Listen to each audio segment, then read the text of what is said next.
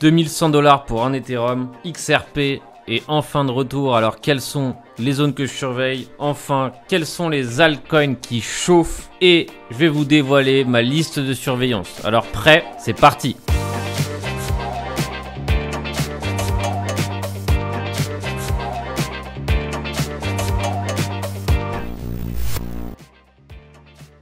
Alors au programme, on va voir un petit peu Ethereum qui chauffe. Actuellement, l'Ethereum s'échange à 2100 $ à l'heure où j'enregistre. Il est 13h12. On est dimanche 16 avril. Et du coup, c'est l'heure de votre rendez-vous analyse technique et trading. À la fin de la vidéo, j'annoncerai les gagnants du concours Twitter. Alors, je vous avais fait un petit concours Twitter pour gagner des goodies. Donc 5 gagnants ont été tirés au sort, donc je vous annoncerai ça à la fin. Alors comme d'habitude, on va essayer de faire un point. Alors cette fois-ci, on va oublier Bitcoin, on se recentre uniquement sur Ethereum. Pourquoi? Parce que c'est lui le leader du mouvement et c'est lui qui actuellement est en train de reprendre un petit peu cette surperformance entre Bitcoin et Ethereum. Alors du coup, on se rend sur le graphique d'Ethereum. Donc pour un petit peu analyser ce graphique, on se rend sur le weekly. Pourquoi? Parce que d'abord on se rend sur le weekly et derrière on recentre son analyse, on zoome. Alors en prenant le weekly, on peut prendre par exemple Fibonacci, partir du sommet à 3586, ancien sommet avant la grande descente. On prend le bas du mouvement à 895 Ethereum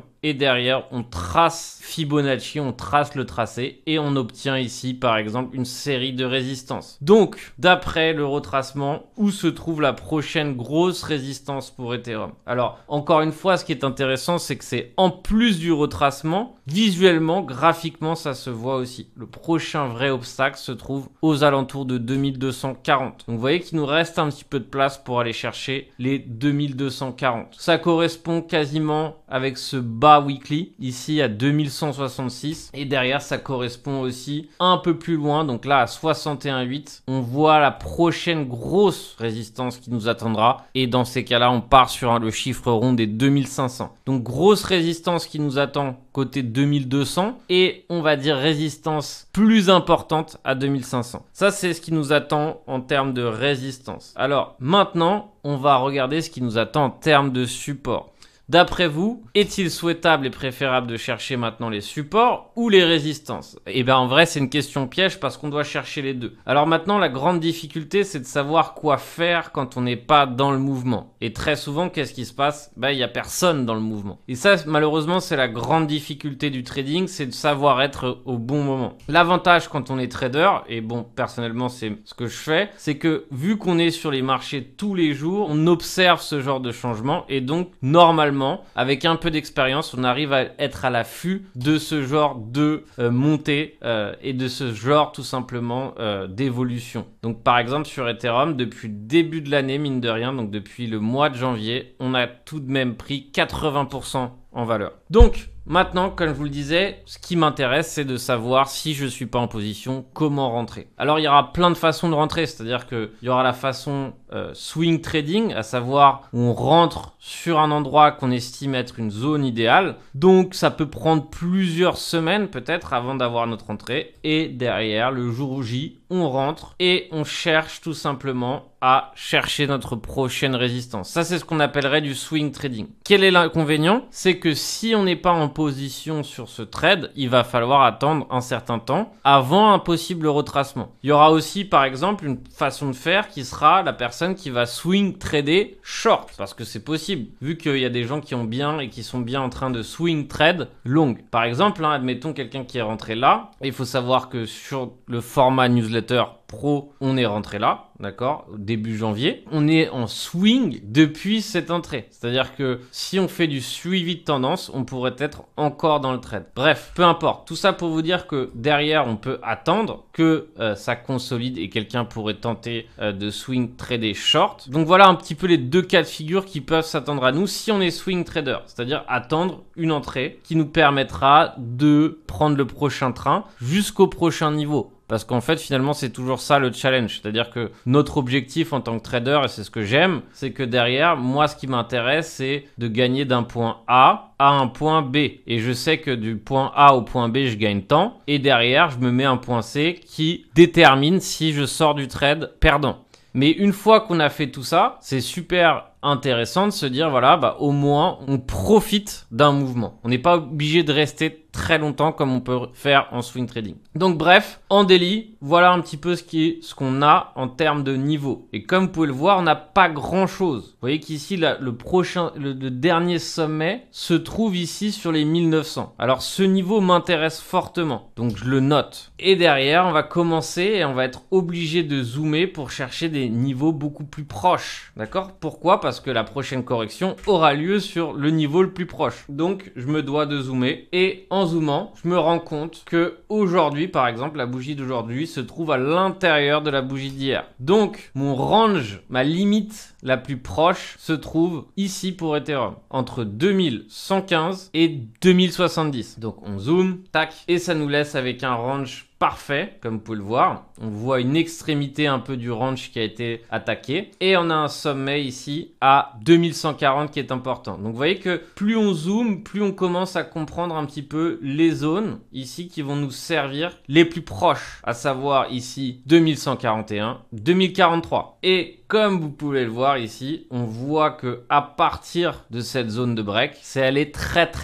vite. Donc c'est des zones qu'on peut perdre relativement vite aussi. Et ça, il faut en avoir conscience quand on observe ce type de price action. C'est-à-dire que vous voyez qu'ici, c'est ce qu'on appelle une jambe maigre. Vous voyez que le mouvement ici est composé d'une seule bougie. Donc ça veut dire que ça allait très vite, comme ici. Vous voyez que cette bougie est allée relativement vite en laissant un imbalance. Vous voyez que le prix a retracé à peine la moitié de la bougie, mais tout le reste de cette bougie, par exemple, n'a pas bougé. Donc tout ça, c'est très intéressant. Pourquoi? Parce que ça nous prouve que toute cette zone est fébrile, et derrière, ça va nous servir de repère pour savoir où est-ce que le prix va s'arrêter. Est-ce que le prix va s'arrêter une première fois ici? Et dans ces cas-là, ça nous fait une opportunité de trading de range. Est-ce que derrière, il va casser ce niveau, et donc on va aller très vite sur les 1943 qui représentent une belle zone, etc.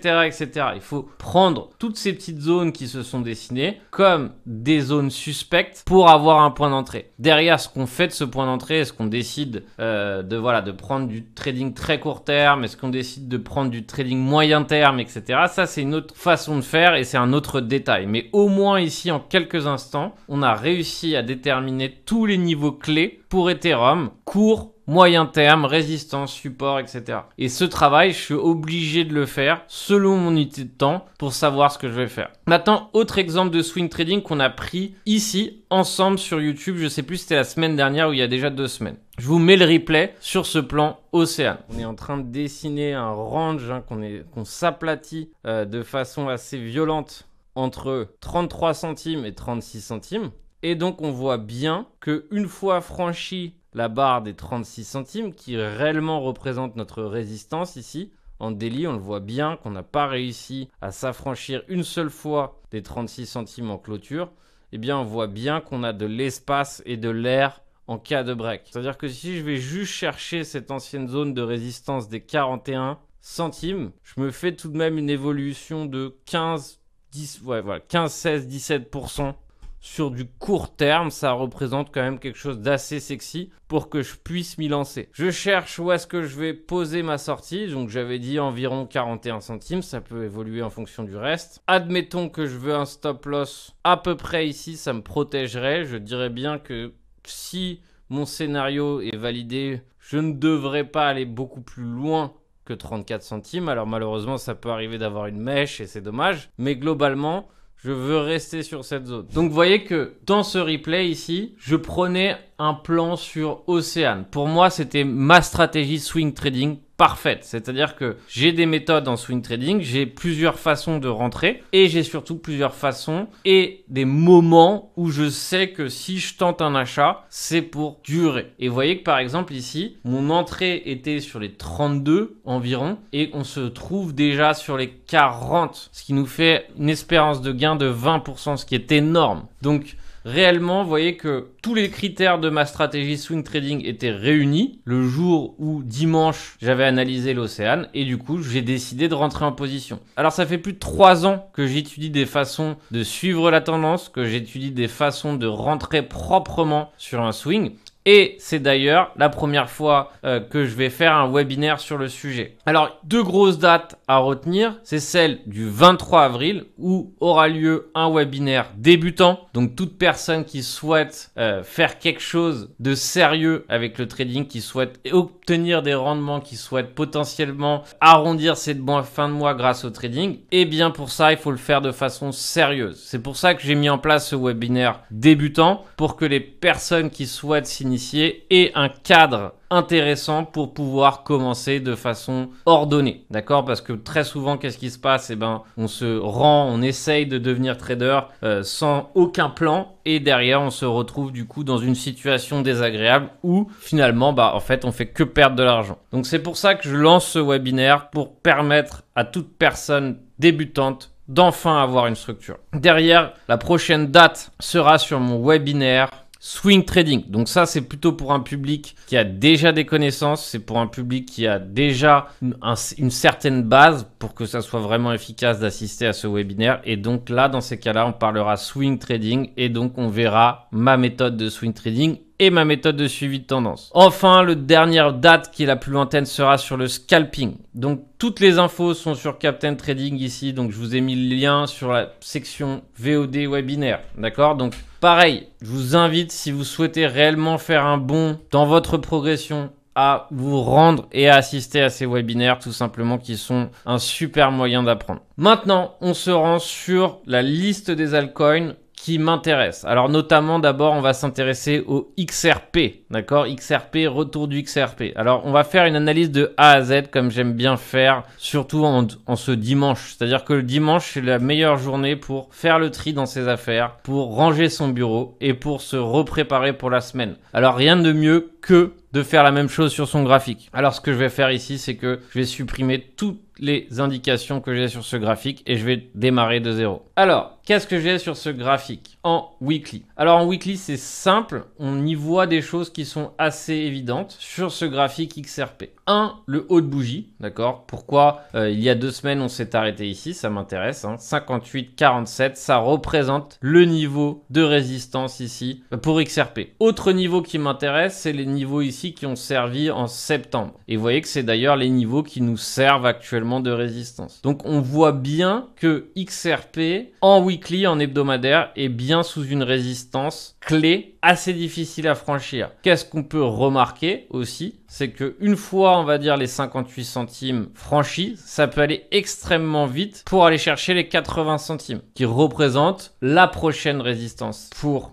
XRP. Donc vous voyez, en quelques instants, je fais ce travail de connaître un petit peu quels sont les niveaux qui m'attendent. Et derrière, ça nous permet de savoir que derrière, si on est acheteur tout de suite, on est en train d'acheter une résistance. Vous voyez, par exemple, c'est ce que ça nous indique quand on regarde ce graphique en weekly. Daily, on remarque ici une jolie consolidation extrêmement serrée où on remarque ici tout simplement ce qu'on peut appeler une accumulation week-off. Alors encore une fois, week-off c'est super. J'ai une formation week-off sur Captain Trading. Vous vous rendez sur captain-trading.com, les indispensables, méthode week-off. Alors la méthode week-off est assez intéressante tout simplement parce qu'elle nous permet de comprendre un petit peu cette notion d'accumulation et de distribution. Et derrière, ça permet un petit peu de nous préparer à tout type de volatilité en ce sens. Donc comme vous pouvez le voir ici, ça pourrait s'apparenter à une accumulation week-off. Donc on voit qu'en daily, le prix est tout simplement prêt à nous envoyer quelque chose. Et donc quand on regarde ce graphique, on se tient évidemment prêt pour une continuation. Alors c'est vrai qu'en regardant ce graphique, tout porte à croire que XRP va lancer une continuation haussière.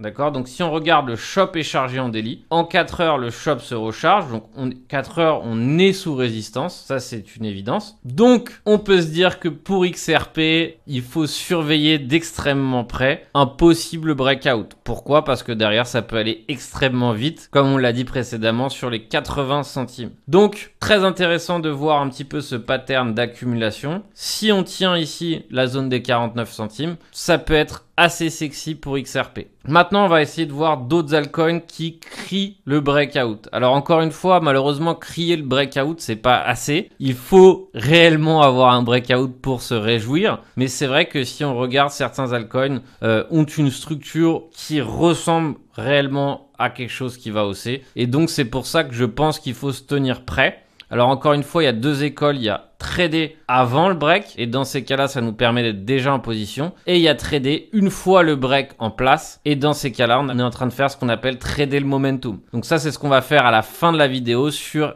RDNT. Mais d'abord, intéressons-nous à ces altcoins du coup qui sont à deux doigts d'exploser. Je me prends par exemple comme exemple Ethereum classique. Et quand on regarde ce graphique en daily, on remarque une énorme résistance hebdomadaire qui n'a toujours pas été franchie à ce jour, mais qui derrière, physiquement parlant, a l'air de vouloir tout simplement être titillé. Et donc, ça sera tellement intéressant de voir ce qui va se passer si on arrive à franchir cette résistance ultime. Donc 22,90 voire 23, c'est la résistance ultime pour ETC. Et c'est vrai que si elle est franchie, pareil, le shop est chargé en daily, si elle est franchie, ça peut aller très très très vite. Alors, il y en a d'autres. Il y a par exemple le CFX qui crie aussi la hausse avec un shop chargé à fond. On voit un petit peu ce pattern de consolidation, ce pattern ici où on a une résistance horizontale. Moi, c'est ce qui m'intéresse le plus. Des niveaux qui n'ont pas encore été franchis une fois les 43 atteints. Et on voit que c'est ultra sexy aussi, pareil, si ça casse à la hausse. Mais encore une fois, ça demande de la patience de notre part et ça demande d'être attentif. Et enfin, il y a ceux qui ont déjà breaké. Et dans ces cas-là, l'avantage, c'est qu'on a ce qu'on appelle un trading de momentum. Et si on regarde par exemple ici le RDNT, on voit qu'il a pris 60% en quelques jours. Donc maintenant, pareil, je prends ma stratégie de trading momentum, je tente tout simplement d'acheter les corrections. Et donc sur ce type d'actifs, je vais tenter tout simplement des achats de type pullback. Donc par exemple ici, je tenterai bien un petit achat au moins pour aller chercher le haut de la résistance ici à 49. Et derrière, pourquoi pas, voir si ça continue et ça nous envoie un breakout. Donc derrière, c'est... Comme on peut le voir, c'est sportif, ça bouge, ça tourne, on voit que ça passe d'un altcoin à un autre. Mais derrière, si on regarde, il y a des super plans de trading qui se dessinent à droite à gauche. Alors comme promis, voici les 5 gagnants du concours DYDX sur Twitter. Thibaut, Ben, Michaud, Ibex, Ryan Zen, Johan. Bref, vous êtes invités à m'écrire sur Twitter. Tout à l'heure, je pinerai tout simplement pour rappeler les gagnants. Et bravo à tous. En attendant, on se rejoint pour une prochaine analyse. Et bon trading à tous.